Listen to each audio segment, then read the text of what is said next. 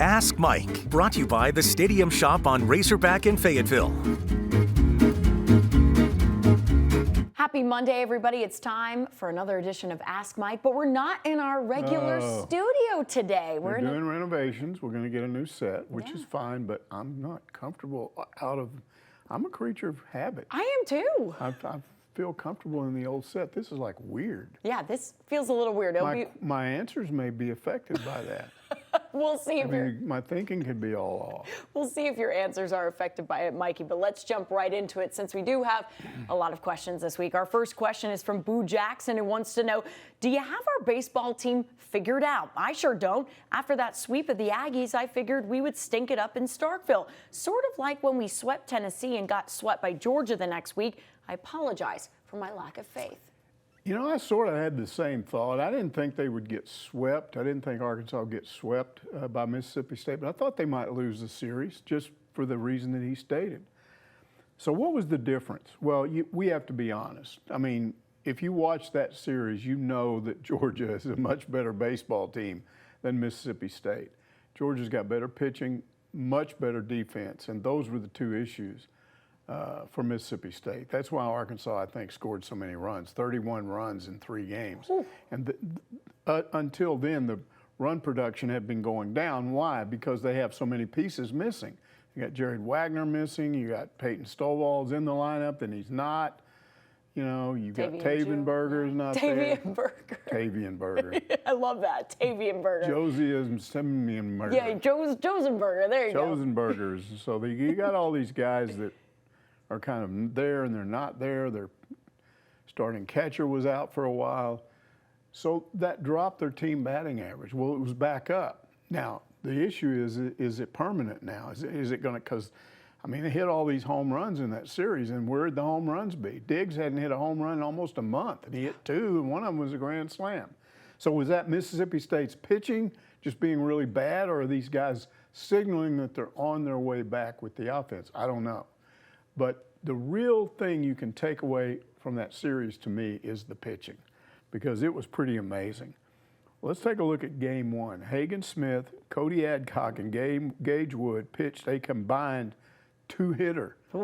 2 hits. They 2-hit them and won 6-2. Now game 2, they were helped out by the fact that when you run rule somebody, you only got to go 7 innings with your pitchers, not 9, and that helped. Brady Tigert, they let him go 2 innings. He pitched 2 innings of no-hit baseball. And then Will McIntyre, who I still think is better as a reliever than a starter. I hope they figure out a way to maybe let Tigert be the game 2 starter and let him be the reliever, because he went 7 innings, gave up 7 hits, but just 2 runs. So they win that game 14-2 in 7 innings. And then game 3, okay, you remember DVH pushed Hunter Holland back to the 3rd game to give him more time to rest that leg. And it worked for 2 innings. He was fine. And then he got into that 3rd inning and all kinds of weird stuff started happening. It's amazing. I think he had I think he had him out of the inning. There was what should have been a strikeout, turns into a ball. Then all of a sudden you got a couple of balks called and you hit a guy and you're walking people. And the next thing you know, he has to leave the game. And then Adcock comes in, pitches 1 inning, gets him out of that mess, comes in and pitches 1 inning, but then he blows up. And I'm thinking, okay, Arkansas had an 11-3 lead that by the 5th inning had gotten down to 11-6. I'm doing the math in my head and saying, well, they got 4 more innings to make up those remaining runs. I'm thinking game 3 against Georgia all over again, because here comes, you know, what are your options there at that point? What are you going to do? That's what I was asking. Who's he got? So you got Zach Morris out there warming up, and Zach Morris has had problems. His ERA was almost 10, and I'm thinking, uh-oh, this is the end of that. What does he do? He comes in, pitches 3 innings of no-hit baseball. And then Parker Goyle comes in the 9th. There's no drama to the 9th. We're used to all this drama in the 9th inning when you're trying to hold on for a win. 3 up and 3 down. Mainly a pitch-to-contact inning. So the pitching is the takeaway to me. You can say, yeah, they helped Arkansas by making errors, dropping balls, running into each other out there, being goofy. Their pitching wasn't good, but they're a good team at the plate. And you hold those guys to an average of like 3 runs a game. Yeah, that was what it was, right? Yeah. And you score 31 and they score 10. I mean, that's to me the impressive part. So I don't know where we go from here. I do know that I was totally shocked when that was all over and I started looking around the SEC and I find out all these teams lost series, road series. LSU lost a road series, I think, to Alabama. Kentucky swept South Carolina, who's Arkansas's opponent this week. I don't know whether that's good or bad. I don't know if you want to play somebody that's just been swept, but they were swept on the road and they're going on the road again. Vanderbilt lost 2 of 3. All of that allowed Arkansas to move into a first-place tie in the entire SEC. And I mean, as we sit here today, this team with all these injuries is in the same position it was in 2021 when they won the SEC outright. 2 weeks before the end of the season, they're same record. And I just didn't think that was possible with all these injuries. So you can say what you want and be realistic and say, yeah, they swept a team, but a really bad team. Okay, fine. But sweeping on the road, I don't care who you're talking about. That's something to accomplish, and they did that. Yeah. And they did it when other teams couldn't win series on the road. Yeah, and 2 weekends in a row is impressive as well because, I mean, if we go back to Boo Jackson's question, hey, they swept the Aggies. I didn't think they could do it again 2 weekends in a row. And right. I think that's also impressive, especially. Well, we talked about one of the problems with this team earlier in the year was they didn't handle success very well. Mm-hmm. And you sweep Tennessee, and then you go get swept by Georgia. But we're now realizing Georgia's pretty good, you know. So yeah, it's definitely an impressive feat to accomplish. I think a lot of Hog fans would agree with both you and me, Mikey, that they'd like to see them stay first place in the SEC West and tie. Well, what they've done is they put themselves in a position. If they were to win the South Carolina series, just win 2 of 3 at home. I think all they've got to do is win 1 game from Vanderbilt on the road, and I think they're a national seed, probably a 5 or a 6 seed. And that means you're hosting a regional, you're hosting a super regional. If you win your regional, it's a good path to Omaha. So we'll see. We'll see if it happens. Definitely is. More baseball questions to get to, though. TL Slayton says, no matter what happens from here on out, this Arkansas baseball team has won me over. I agree with you there, man. With all these injuries, no way should they be tied for the lead in the SEC. DVH is a genius. He certainly made a lot of great moves, and a lot of moves that have been questioned at times. The way he picks out a pitching order, the way he moves a guy back, moves a guy in here. Why? When I saw Zach Morris warming up in the bullpen in Game 3, I went, what? Not him. He knew. I didn't know. So he's been making those decisions and correct decisions. And then the other amazing thing to me is with all these, when he's had to add people to the lineup because of these injuries that they've had, he's had to shift people around, especially in the outfield. So you got guys playing positions they haven't been playing. And this team's not made a lot of errors. I can only think of a few instances, and they weren't costly. So that's the other thing. He's just pushing all the right buttons, flipping the right switches. And again, you're talking about a team that is 11th in the SEC right now in batting, 7th in ERA, 3rd in overall defense. But that team is tied for the lead. You know what that is? That's Coach of the Year material. That's what I was going to say. And not just in the SEC. Let's say this continues on into postseason play. He'll be the National Coach of the Year for anybody that understands what they've overcome this year. Yeah, and I saw that on social media, that people were like campaign for Dave Van Horn to be Coach of the Year. And people were saying from other teams, fans of other places were like, we can see why you guys think that. I mean, there's a really good case for that. Yeah, you did get some pushback apparently in Starkville with apparently some of the Razorback fans that were in Starkville were not real nice to the Bulldogs. Oh, no. Yeah, goodness.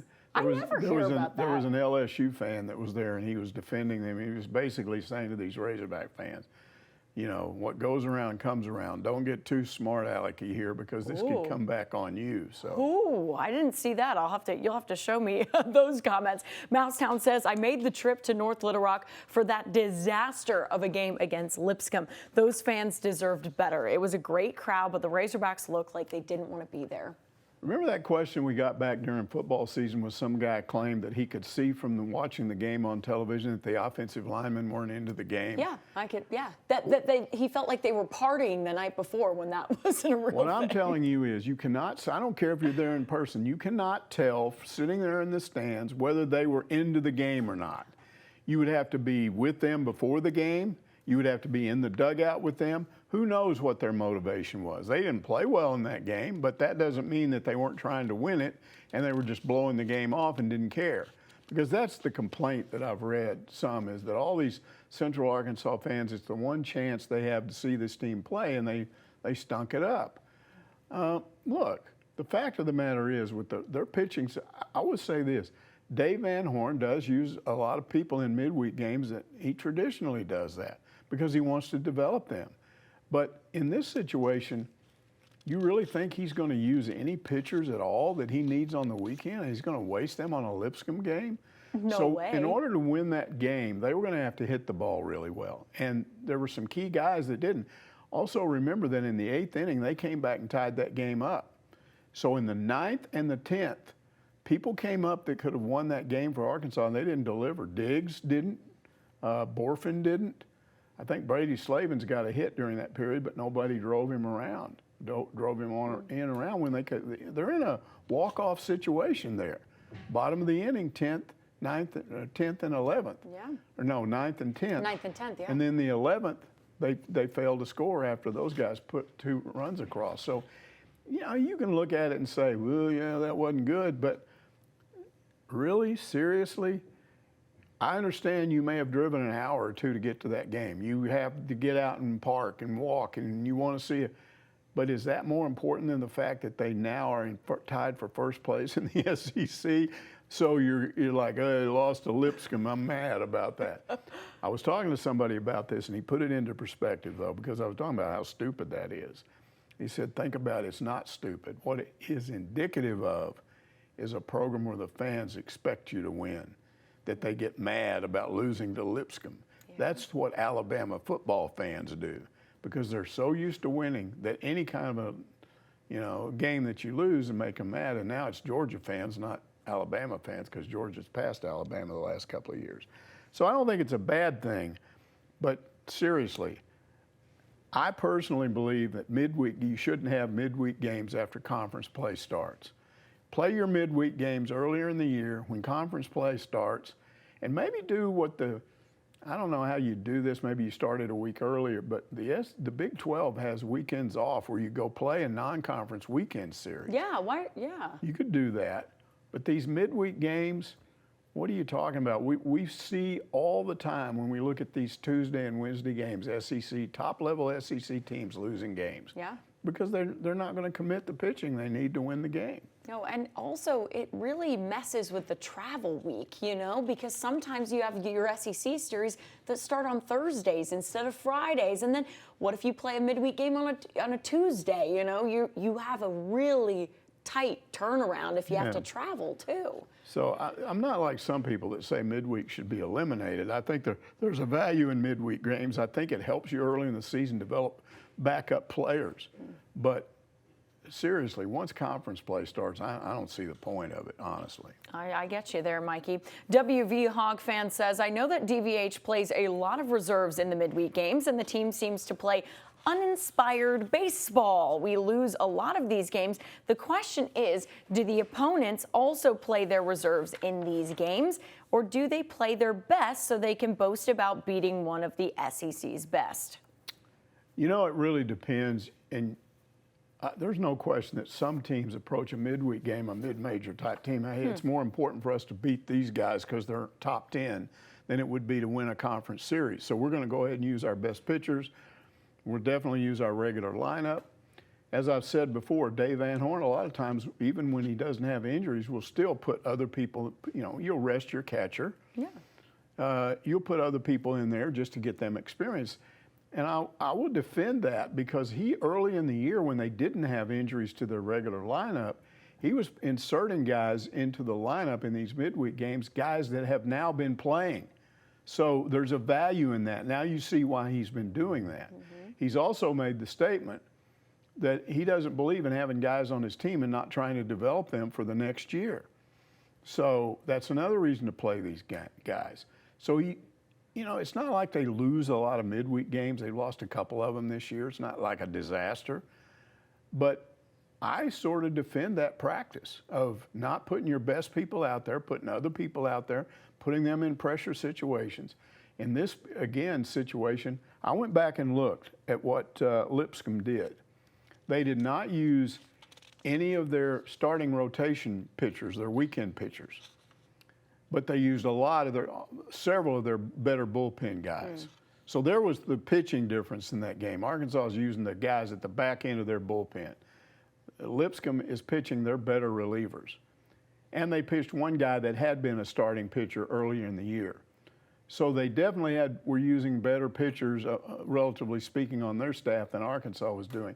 Their batting lineup, we know that Arkansas had several guys that would normally be a part of their lineup that weren't there. Most of that due to injuries. But these guys only had one guy, one of their regular starting 9 that didn't play in that game, and that was their catcher. I guess they rested him. Yeah. But the other 8 is their normal lineup. So they clearly approached this game from a standpoint, we're going to win it. And I don't think Arkansas said we're going to lose it, but DVH said if we win it, we're going to have to win it with some backup people, including pitchers.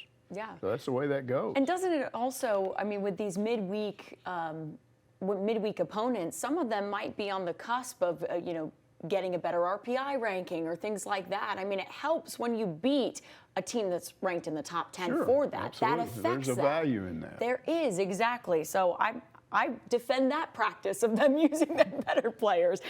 Parallax Pig asks, with all the changes coming down in baseball, do you think there will come a time that they will put a pair of trackman goggles on an umpire to assist in calling balls and strikes? That's a good question, Mikey. Well, I think the day may come when they use trackman. And if they do, then the trackman would be used to do balls and strikes. The umpire would still have to be back there for every other thing that an umpire does behind the plate. But there may come a day when they're so convinced that trackman is totally accurate, whereas umpires, as we know, miss calls, that they could go to that. But I don't know what sometimes trackman can go down, then I guess you'd have to use it. But when umpires haven't been used to calling balls and strikes, what happens when they suddenly have to? It's like, uh-oh, I'm out of practice. Goggles, I don't even know how that would work. What do you mean trackman goggles? So I guess there is, and I've only read about this sparingly, so I know somebody will correct me if I'm wrong, but it's almost like, cameras that you can put in glasses. Yeah, you can get a detection, and then you would have to... But your head is moving and everything. Well, you would have to calibrate it. You'd have to calibrate it to, I know, I've only read about it sparingly, but it's kind of like, have you ever seen VR headsets? Right. And you have to calibrate it to your area in your room, and you have to calibrate it to, but you would have to calibrate it before every game. It might be, I think there's a little bit more that needs to be done. I just think that if you're going to go to trackman, just go to the regular trackman. They got somebody that tells you what happened. An ump's got a thing in his ear. That was a strike. And so he indicates a strike. That was a ball. Yeah. Whatever. Now, I guess he'd have to still be there to call balks, because we saw some we saw some balks, didn't we? We did, Mikey. Hunter Holland had some balks, 2 of them in 1 inning. Yeah, you would definitely still need to have one to call some of those. Marty Bird's proxy wants to know any progression on the plan to renovate Bud Walton Arena. If it moves forward, will the press keep its current location? The university, and you'll have to help me on this, because it was a few weeks ago. Remember when they came out with those drawings? Yeah. And there wasn't a lot of information provided with that. Mainly it was just drawings. But what it appeared to show was a future plan, and they're going to try to raise money for this, a future plan to take maybe 2 or 3 rows of seats below the skyboxes on the south side of the arena, which is the side away from the team benches, and the side that all those fans get to sit on where press row used to be. And up at the top, underneath the skyboxes, it looked like to me they were creating loge type seating where you got more space and more cup holders some and things nicer like boxes so seating. It's box type seating. And then you can get up and walk back, and then somehow they're going to create underneath the current skyboxes, as I guess they can cut into that concrete and provide supports. They're creating an entertainment area back there for your club seating. So you can go back there and your food is back there and you can stand back there and talk, or if the wives don't want to watch the game and they want to go talk among themselves, they can go back in that area. That would be across the south end. I didn't see anything that showed they were going to do it on the north side. The other part of that plan was, and that would, again, they didn't give any information on how many seats would be lost, but I'm going to say conservatively a couple of thousand and maybe more. I have railed against that. I will continue to say it. Somebody commenting on that at the time said, yeah, it's about time we modernize the arena. What do you mean modernizing? I mean, are you one of those people that's, I'm pretty sure the guy that said that doesn't have club seating and wouldn't have the money for that. So why does he care if somebody else has it? I don't think that that's a sign the arena is not modern because they don't have enough club seating area. But if they want to create that for more money, I mean, that's part of what Hunter Yurachek has to do is come up with extra money. But there's nothing really wrong with that arena inside the arena part. Concourse, yeah, you could upgrade that. There's some things that need to be done there, make more concession lines, get people moving through there faster, wider walking areas. There's some things they could do there. I don't see that there's a lot that needs to be done to that arena the way it is now. It was always one of the best in the country, and it still is. All you got to do is talk to if you're really that silly, you're a Razorback fan and you think this arena is dated, go talk to opposing coaches and ask them what they say about it. Because it's one of the toughest places to play in the country. You're going to start monkeying with that? I don't see that. Now, I will say that as a part of this, and I talked about this when it came out, it looked like, according to the drawings, they were going to move the student section on the other side. Oh, yeah. So now you're getting smart. You're putting the students behind the opposing bench where they can wreak some havoc, although you're going to have to be real careful. I know, but that's good, though. That's good, Well, you Mike. might have to have security there. I mean, the SEC is going to get mad at you if your students start interacting with the other team. And it also looked like that the student seating area had grown. I'm going to guess that that drawing is based on something Eric Musselman discussed with Hunter Yurachek. I want more students. Students create a better atmosphere. We've talked about Auburn. They call it the jungle. It's just a 10,000 seat arena. But they have more students in there, and it creates a terrible disadvantage for the visiting team. They pack it out. They pack it out. So that's all well and good if they do that. That might make up for the loss of 2,000 seats, you know, up near the top on the other side. But I don't know what happens to those people that currently sit there. What do they get told? You're going to have to move over to the other side. And if there's more student seating, that means that somebody's going to have to give up their season tickets. Who's that going to be? Now, I could be jumping the gun because they have not said anything specific. They just showed these drawings. But I'm very mindful of what happened with baseball when they came up with the move people around in baseball. Hey, you've got the option to pay this amount of money, you can stay where you are, but if not, boom, you're getting moved. And it made a lot of people mad. So are you going to start moving some people in Bud Walton? If you do, you're going to make some people mad. On the other hand, I understand the need to make more money. Everybody that's angry about those baseball tickets and what they cost, angry at anything the athletic department does, because I hear a lot of complaints. I don't only care about money anymore. No, they want to win. And like it or not, the SEC is about money. That's really what it's mainly about. You win because you have the money to do certain things for facilities and with NIL the way it is now, come on, seriously. So you're not going to find me criticizing too much of what the athletic department does over there that seems unfair, because I understand what their goals are. And if you're honest, if you're a fan and you're going to tell me I as a fan would rather have the seat I want to have and watch them not win than maybe get moved a little bit and have some inconvenience and let them have a championship season. I mean, come on, that's not a difficult decision. Yeah, that's a no-brainer if you ask me. If you're truly a fan, you'd be okay with that. I would think so. If you're not. Also, the media, I don't believe, because I think that was part of Marty Bird's part of the question. Yeah. The media, as far as I know, we would still be up there at the upper part of the southeast lower level. That's what it looked like. Underneath the skyboxes on the southeast side. That's what it looked like to me. That's our version of a club seating area. Listen, those are nice club seats, I like Mike. it. I like it up there. I them. do. I like it better than when we were down courtside because I always had the feeling somebody was going to get mad and throw something and hit me in the back of the head.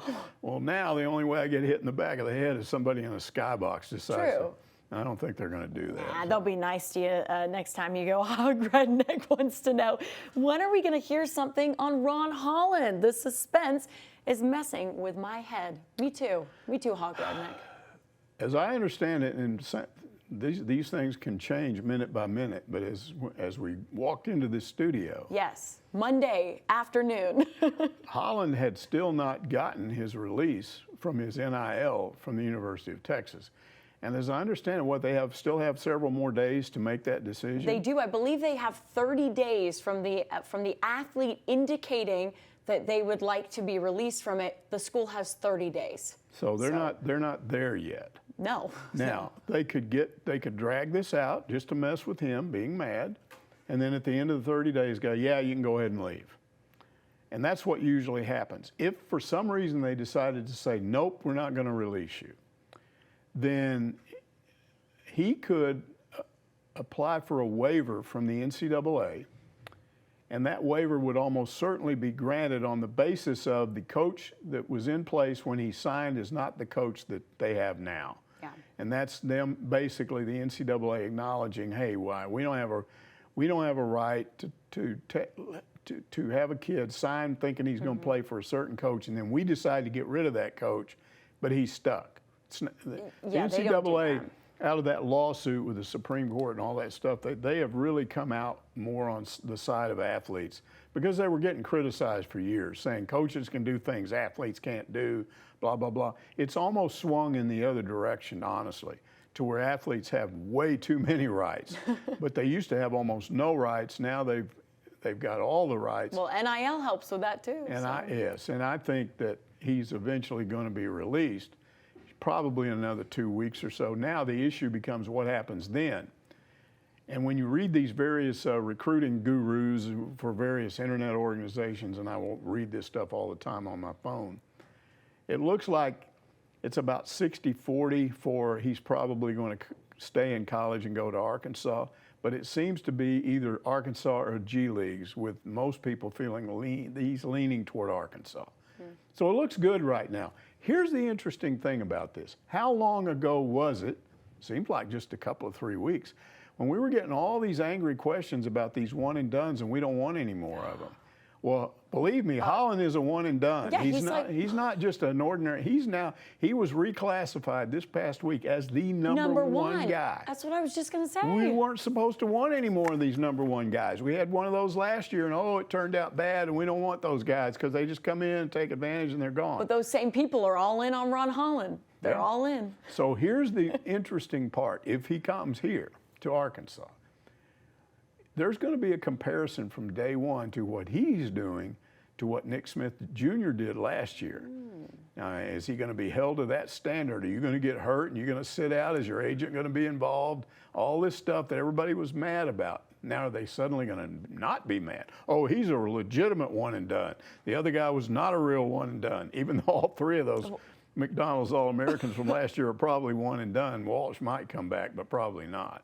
What is a legitimate one and done? Oh, they shouldn't really have been one and done. My goodness. I'm not the one Where are you reading this? Where are you reading this? I'm not reading this. It's the attitude these people have. That's crazy. I'm reading it on the internet. He's not a real one and done. That's he shouldn't crazy. have. They're stupid for taking this guy. He needs more college, and all this stuff. I don't know. I wish I could read some of these things. I just think if Hunter Holland comes, it's going to be really interesting to see. You mean Ron Holland? Hunter Holland is here. He's a baseball pitcher. It's going to be interesting to see if he has any of the same issues that Nick Smith Jr. had, or is he going to? The fans going to love this guy? and be what they thought Nick Smith Jr. was going to be. Is he going to be that? That'll be interesting. It will be interesting. We're excited to see what happens with all of that. Razor Alex 88 asks, what are your thoughts on Varkey's Gums from North Texas committing, decommitting, and then recommitting? It's like a game of hot and cold. Hopefully he'll remain committed, but I'm sure if he decommits one more time, there will be no more chances. Look, I haven't asked because we don't get to talk to coaches much these days, but I'm pretty sure Sam Pittman, if he was mad about this, he would have just said, nah, we've moved on. You decommitted. We're pursuing another tight end, and they were. So thanks, but no thanks. Just go wherever you were going to go. So the fact that he was allowed to recommit tells me that Sam Pittman's fine with it. Yeah. Now, his explanation, I accept, but I don't know him. Some people are mad at him and act like they do know him, and some may know him. I don't know. But my attitude is I accept his explanation. His explanation was he started thinking maybe he didn't really think through his options enough. He got in too big of a hurry to make a decision. And apparently he was really thinking about Cal and whether that would be a good place for him. So he apparently went to Sam Pittman or the Arkansas coaches and said, I want to go make an official visit. And they said, well, you got to decommit to do that. If you're committed to us, we don't want you taking other visits. So he decommitted with the idea that he would recommit if it didn't work out there. He just wanted to check it out. And he went there and he said, I went there and I realized when I got there in the visit, pretty early in the visit, I was in the right place to begin with. So he recommitted. So I don't expect him to do this again. And if he does it again, yes, that's probably it for him. Yeah, I don't think if you're Sam Pittman at that point, you'd probably say, But he's really good. And here's the thing, again, what about this kid that they were looking at, a Colorado transfer? He's one of the, I guess he's one of those that Dion told to get lost, right? I think so, yeah. He was pretty good too, so we'll see, but I think they found their tight end. Well, I was talking to Otis the other day on our football recruiting report, and he said, we'll have to see what happens with this because he doesn't think that they're going to stop recruiting that other guy, too. He thinks that they might load up that tight end room some more. So that would be fine. That could be interesting there. We'll have to keep an eye on that situation. S. Giles says, I saw a list of the various SEC schools in terms of profitability. They were ranked 1 through 16 to reflect the addition of Texas and Oklahoma starting in 2024. The Horns were number 1 and the Sooners number 3. Should I be worried? No, because money doesn't directly translate to winning. How long has Texas been number 1 in revenues? Forever. A long time. And why do they, for instance, are they up there so much higher in revenues than A&M? Because A&M spends their money all the time and they're not frugal with it. Texas is really pretty careful with what maybe that's part of their problem, because they have been the number 1, and this was profitability. It wasn't total revenues. So it was how much money you bring in as opposed to what you spend and what you owe. And A&M, for instance, was down, pretty far down on the list right now because they spent almost $500 million on that new stadium and they're still trying to pay it off. So it's cut them back a little bit. What about Arkansas? Where are they? I think they're still paying off the North End Zone addition, although I haven't checked to make sure. But Arkansas was about midway down, where you'd expect them to be. They were ahead of Ole Miss and some of the others, Mississippi State and a few of the others. Georgia was number 2, surprisingly. I think Alabama might have been 4th, but Oklahoma was 3rd. And that's maybe one you should worry about a little bit, because those guys have money, but they're good at what they do. They've won stuff. You know, Texas has never won a basketball national championship. They've won a bunch of them in baseball back in the 60s and 70s. They haven't been that good in baseball in a long time.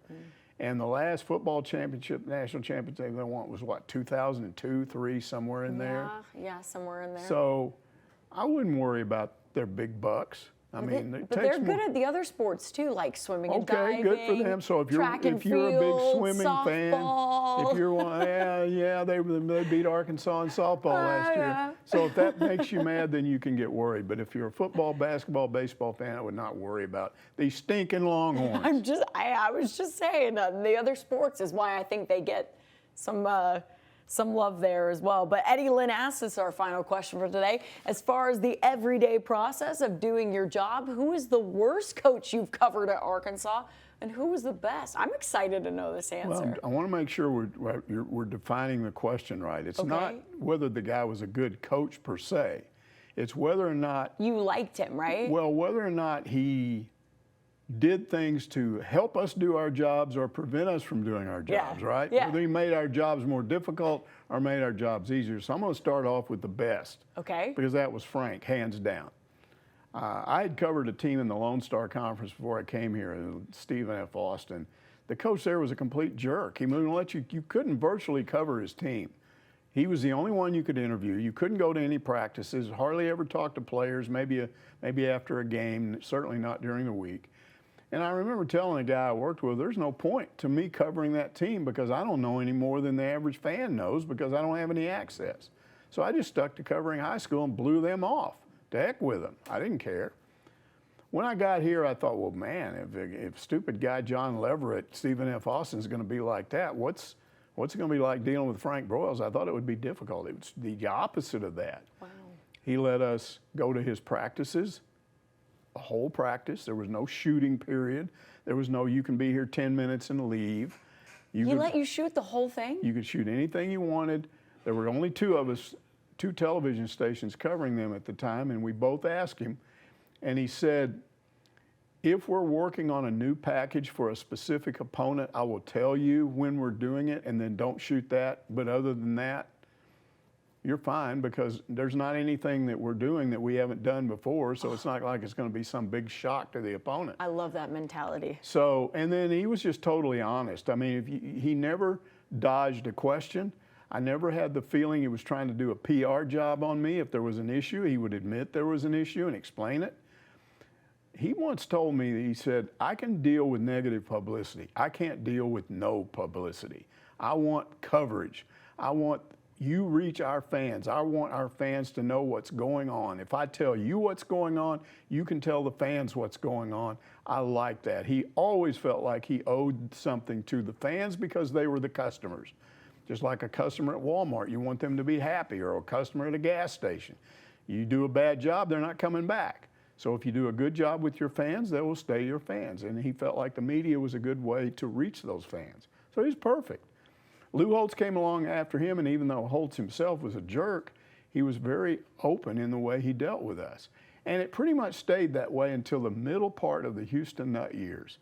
And then some things happened, and Nutt started kind of adjusting to what was happening in other schools, and they started having these closed periods. Like, you couldn't shoot. That's what I remember. Shooting has to stop after this.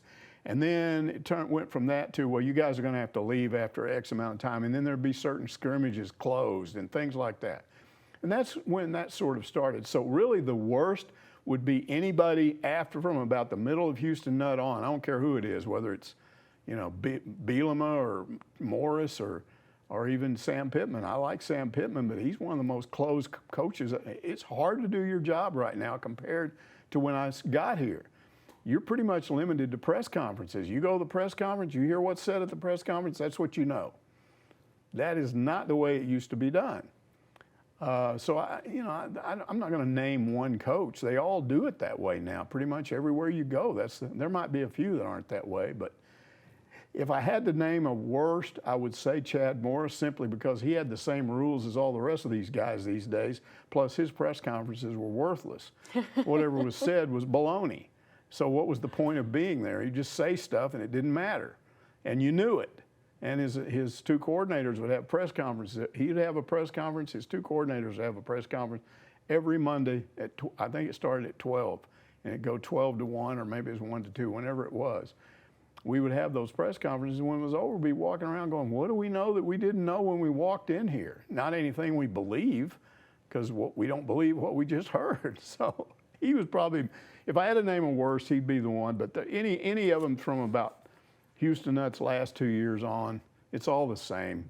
It's all restricted these days. And so these are your two football ones, or just overall? Just pick football? It's pretty much the same. I mean, Nolan was wide open like Frank was, but Muss doesn't let us go in there. We get one little opportunity, and maybe early in the year, and he doesn't. So we're not there to see what they do. And look, I'm not complaining about it. You have to adjust. It's your job to do that. But I'm just answering the question. A coach that puts you in a position where you can do your job better than if another coach comes in and says, I'm going to restrict this, I'm going to restrict that. Yeah, I like the old days. Oh, yeah. You know, it was your own initiative. It was how much work are you willing to put in? Because I could go over there and work my tail off and talk to virtually any assistant coach, any head coach, people inside, not just Frank, but assistant ADs. I could pursue any story I wanted because I had access. Nobody said, no, I'm not talking about that. You know, it was just an open arrangement.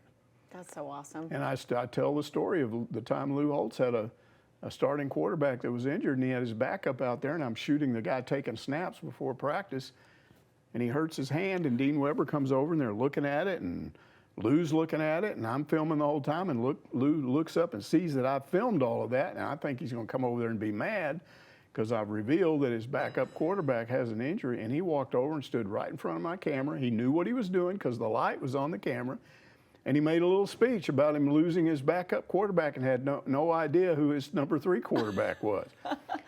And that was before the internet cycle where you got 24-hour news. There were only a couple of ways that you got information out there. If you were a television station, you had an advantage over newspapers because they couldn't publish till the next day. There was no internet stuff.